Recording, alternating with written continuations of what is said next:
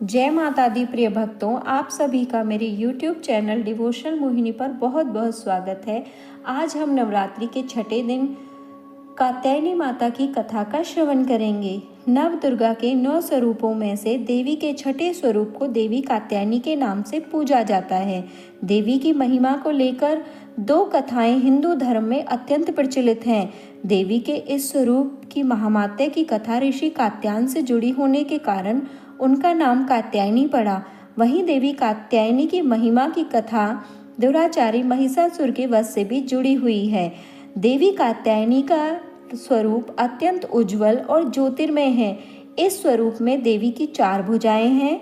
उनमें से दाएं तरफ की ऊपर वाली भुजा अभय मुद्रा में है और नीचे वाली भुजा वर मुद्रा में है। वहीं बाएं तरफ की नीचे वाली भुजा में तलवार और ऊपर वाली भुजा में कमल का पुष्प सुसज्जित है। देवी कात्यायनी का वाहन सिंह है। देवी कात्यायनी की कथा का उल्लेख देवी भगवती महामात्य और मार्कंडेय पुराण में मिलता है।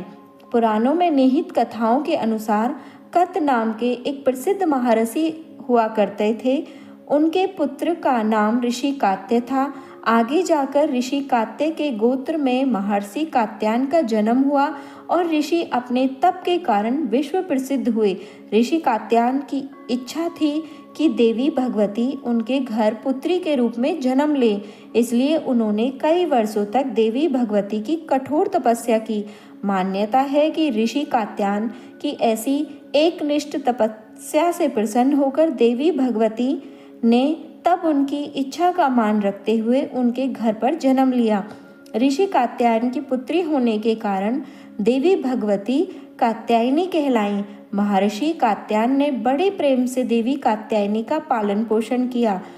कुछ समय पश्चात पृथ्वी पर दुराचारी महिषासुर का उपद्रव सारी सीमाएं लांघ रहा था।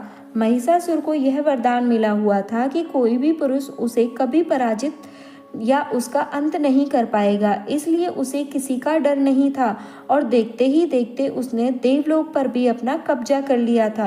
तब भगवान विष्णु, प्रजापति ब्रह्मा और देवादिदेव महादेव ने उसका विनाश करने के लिए अपने अपने तेज से मिलित एक देवी को उत्पन्न किया।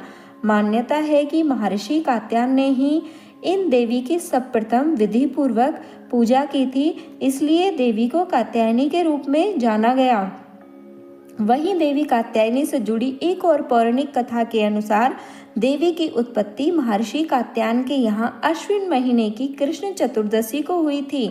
इसके पश्चात महर्षि ने शुक्ल सप्तमी, अष्टमी और नवमी तक देवी को अपने आश्रम में विधि पूर्वक पूजा अर्चना की और दशमी को देवी के इस स्वरूप ने महिषासुर का वध किया। यही कारण है कि देवी के इस स्वरूप को देवी कात्यायनी के नाम से जाना गया।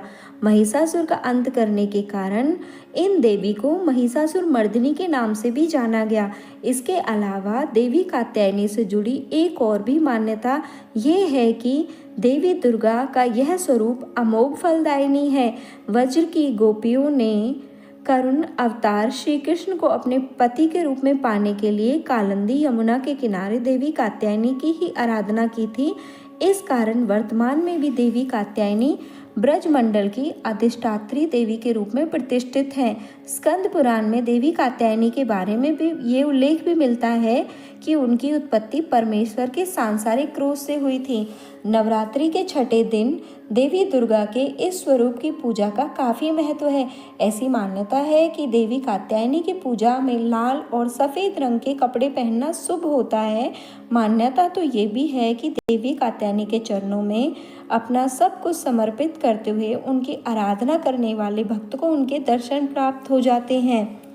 देवी के इस स्वरूप का पूजन करने से भक्त में एक अद्भुत शक्ति का संचार होता है। देवी कात्यायनी का ध्यान गोधूलि बेला में किया जाना चाहिए। देवी कात्यायनी की आराधना का मंत्र है ओम देवी कात्यायने नमः। ऐसी मान्यता है कि देवी कात्यायनी को शहद अत्यंत प्रिय है, इसलिए नवरात्रि के छठे दिन देवी कात्यायनी की पूजा में शहद या शहद से बनी चीज़ों का भोग लगाना चाहिए।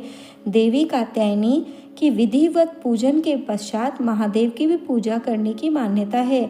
देवी दुर्गा के कात्यायनी अवतार की इस कथा से हमें यह सीख मिलती है कि अगर भक्ति और संकल्प सच्चा हो तो परम प्रकृति की कृपा सदैव बनी रहती है।